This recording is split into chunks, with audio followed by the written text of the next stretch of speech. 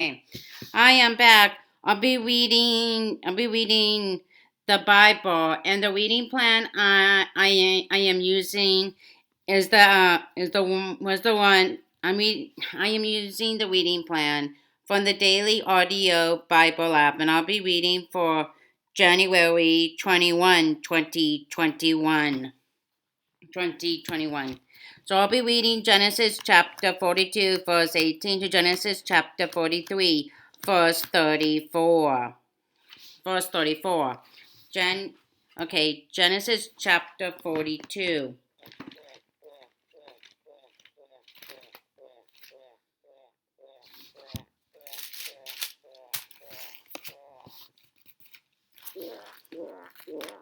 Genesis chapter 42, verse 18.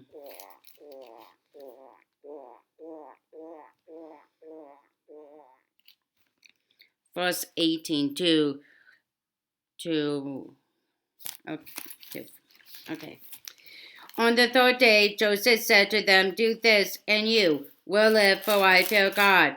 If you are honest men, let one of your brothers stay here in prison, while the rest of you go, and take grain back for your starving households. But you must bring your youngest brother to me, so that your words may be verified, and that you may not die." This they proceeded to do. They said to one another, "Solely we are being punished because of our brother. We saw how distressed he was when he pleaded with us for his life, but we would not listen. That's why this distress has come on us." Reuben replied, "Didn't I tell you not to sin against the boy? But you wouldn't listen. Now we must give an accounting for his blood." They did not realize that Joseph could understand them, since he was using an interpreter. He turned away from them and began to weep, but then came back and spoke to them again. He had Simeon taken from them and bound before their eyes. Joseph gave orders to fill their bags with grain, to put each man's silver back in his sack, and to get them provisions for the journey. After this was done for them, they loaded their grain on their donkeys and left. At the place where they stopped for the night, one of them opened his sack to get feed for his donkey, and he saw his silver in the mouth of his sack. "My silver has been returned," he said to his brothers. "Here it is in my sack." Their hearts sank, and they turned to each other trembling and said, "What is this that God has done to us?" When they came to their father Jacob in the land of Canaan, they told him all. When they came to their father Jacob in the land of Canaan, they told him all that had happened to them. They said, "The man who is Lord over the land spoke harshly to us and treated us as though we were spying on the land. But we said to him, 'We are honest men. We are not spies. We were 12 brothers, sons of one father. One is no more, and the youngest is now with our father in Canaan.' Then the man who is Lord over the land said to us, 'This is how I will know whether you are honest men. Leave one of your brothers here with me, and take food for your starving households, and go. But bring your youngest brother to me, so I will know that you are not spies, but honest men. Then I will give your give you then I will give your brother back to you, and you can trade in the land." As they were emptying their sacks, there in each man's sack was his pouch of silver. When they and their father saw the many pouches, they were frightened. Their father Jacob said to them, "You have depraved me of my children. Joseph is no more, and Simeon is no more, and now you want to take Benjamin. Everything is against me." Then Reuben said to his father, "You may put both of my sons to death if I do not bring him back to you and trust him to my care, and I will bring him back." But Jacob said, "My son will not go down there with you. His brother is dead, and he is the only one left. If harm comes to him on the journey you are taking, you will bring my gray head down to the grave in sorrow." In sorrow. The second journey to Egypt, Genesis chapter 43. Now the famine was still severe in the land. So when they had eaten all the grain they had brought from Egypt, the fathers said to them, "Go back and buy us a little more food." But Judah said to him, "The man warned us solemnly, 'You will not see my face again unless your brother is with you. If you will send our brother along with us, we will go down and buy food for you. But if you will not send him, we will not go down, because the man said to us, "You will not see my face again unless your brother is with you." Is with you. Is with you.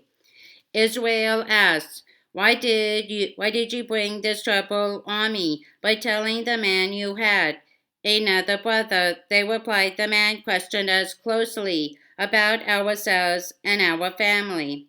'Is your father still living?' he asked us. 'Do you have another brother?' We simply answered his questions. How were we to know? He would say, 'Bring your brother down here.'" Then Judah said to Israel, his father, "Send the boy along with me, and we will go at once, so that we and you and our children may live and not die. I myself will guarantee his safety. You can hold me personally responsible for him. If I do not bring him back to you and set him here before you, I will bear the blame before you all my life. As it is, if we had not delayed, we could have gone and returned twice."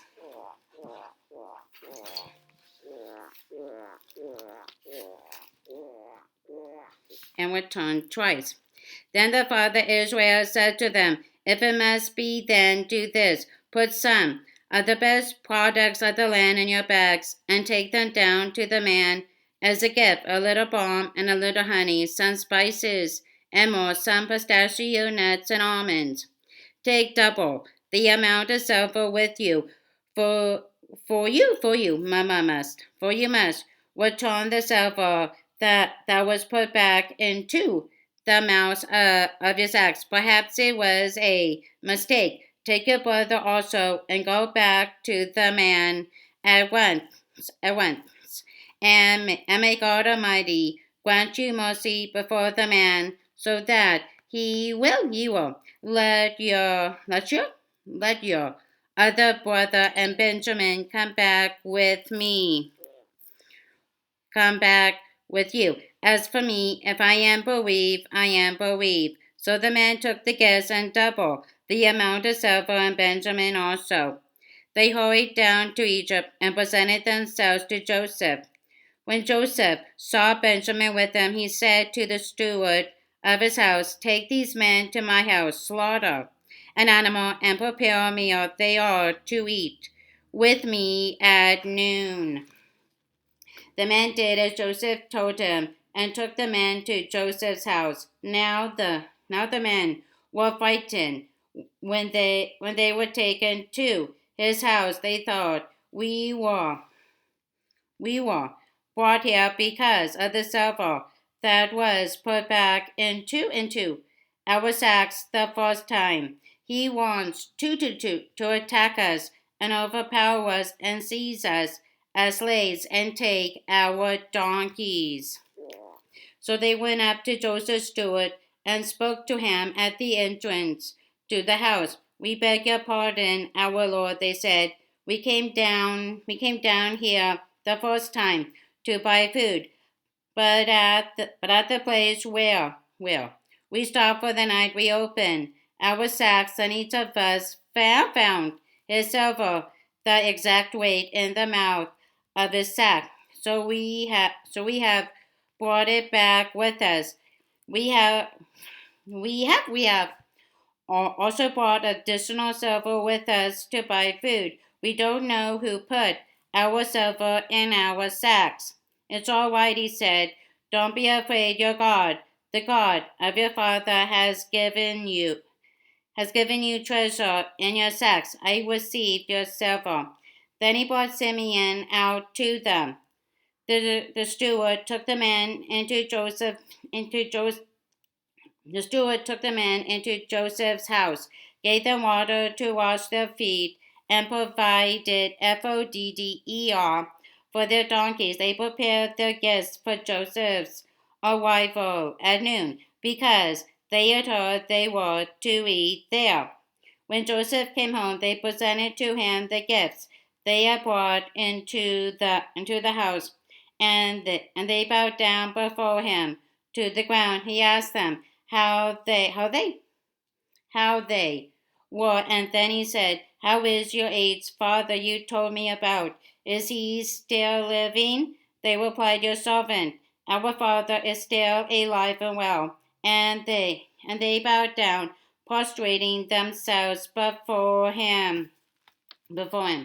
As he looked about and saw his brother Benjamin, his own mother's son, he asked, "Is this your youngest brother, the one you told me about?" And he said, God be gracious to you, my son." Deeply moved at the sight of his brother, Joseph hurried out and looked for a place to weep. He went into his private room and wept there. After he had washed his face, he came out, and controlling himself, said, serve the food." They served him by himself, the brothers by themselves, and the Egyptians who ate with him by themselves, because Egyptians could not eat with Hebrews, for that it is detestable to Egyptians. The men have been seated before him in the order of their ages, from the firstborn to the youngest, and they looked at each other in astonishment. When portions were served to them from Joseph's table, Benjamin's portion was 5 times as much as anyone else's, so they feasted and drank freely with him.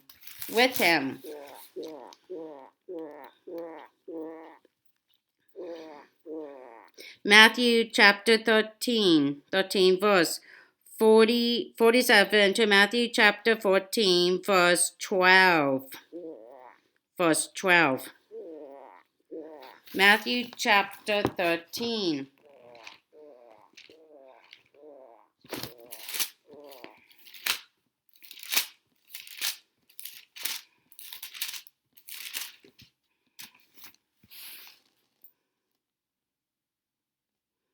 Matthew chapter 13 verse 47.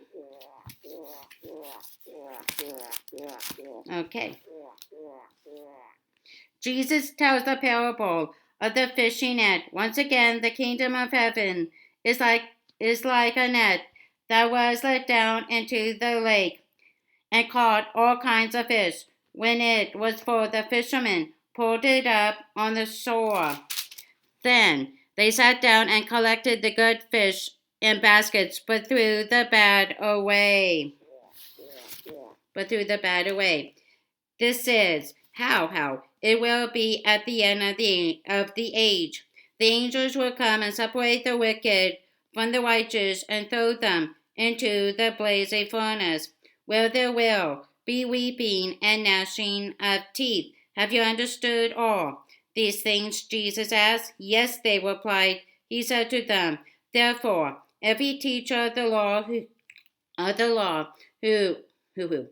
has become a disciple in the kingdom of heaven is like the owner of a house who brings out of his storeroom new treasures as well as old. Jesus encourages and Jesus encounters differing reactions to his ministry. The people of Nazareth refused to believe. Mark chapter 6, verses 1 to 6. When Jesus had finished these parables, he moved on from there, coming to his hometown.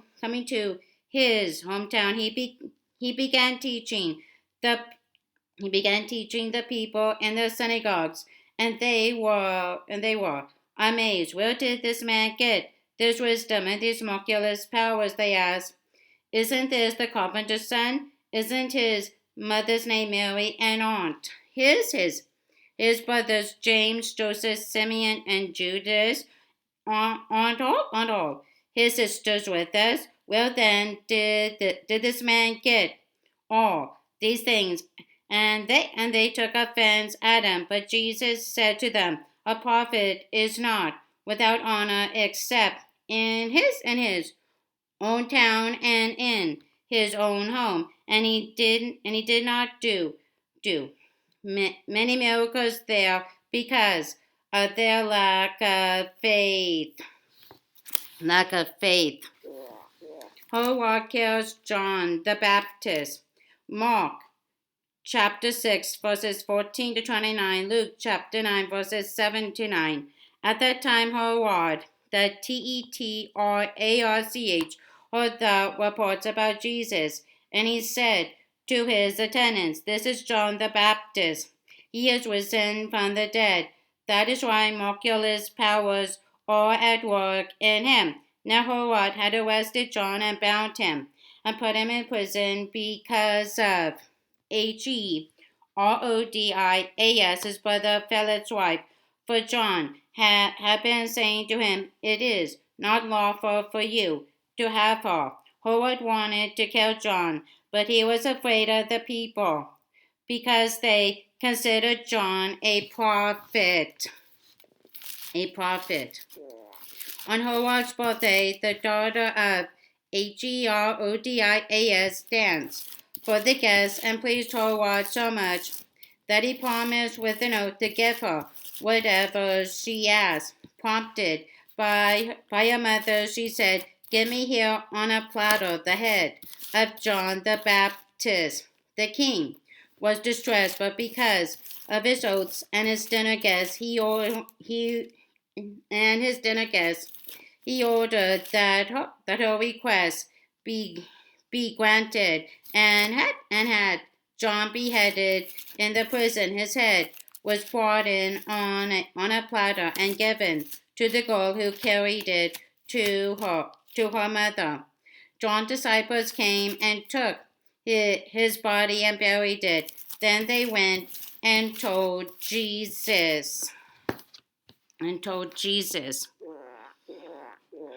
Psalm chapter 18, verses 16 to 36. Psalm 18.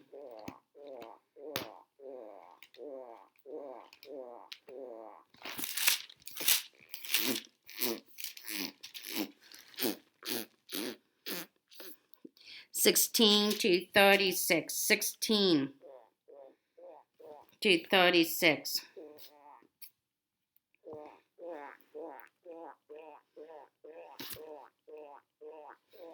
He reached down from on high and took hold of me. He drew me out of deep water. He rescued me from my powerful enemy, from my foes who were too strong for me. They confronted me in the day of my disaster, but the Lord was my support. He brought me out into a spacious place. He rescued me because he delighted in me. The Lord has dealt with me according to my righteousness, according to the cleanness of my hands. He has rewarded me.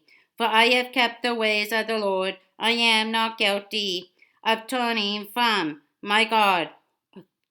From my God. All his laws are before me. I have not turned away from his decrees.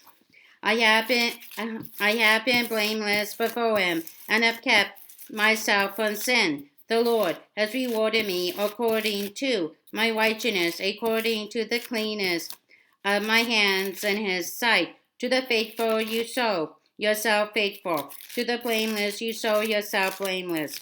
To the pure you show yourself pure. But to the devilish you show yourself shrewd. You show yourself shrewd. You save the humble, but bring low those whose eyes are haughty. Lord, keep my lamp burning. My God turns my darkness into light. With your help, I can advance against the truth. With my God, I can scale a wall. A wall. As for God, his way is perfect. The Lord's word is flawless. Is flawless. He shields all who take refuge in him. For who is God?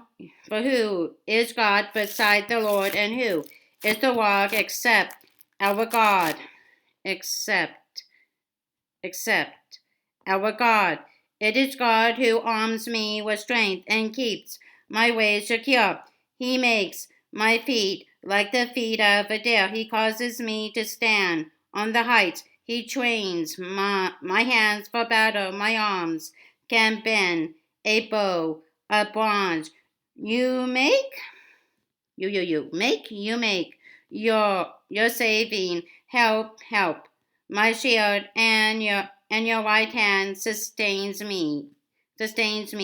Your help has made me great. You provide a broad path for my feet, so that my ankles do not give way. Do not give way. Proverbs chapter 4, verses 7 to 10. Proverbs 4.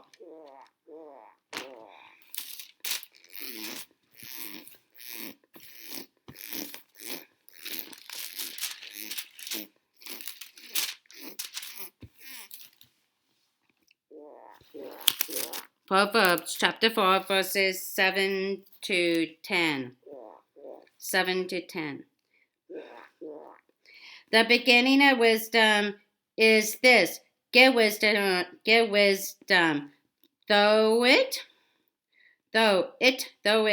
costs all. You have get understanding, cherish her, and she will exalt you. Embrace her, and she will honor you. She will give you a garland to grace your head, and present you with a glorious crown. Listen, my son, accept what I say, and the years of your life will be many. Will be many. Okay, that's all. Bye for now.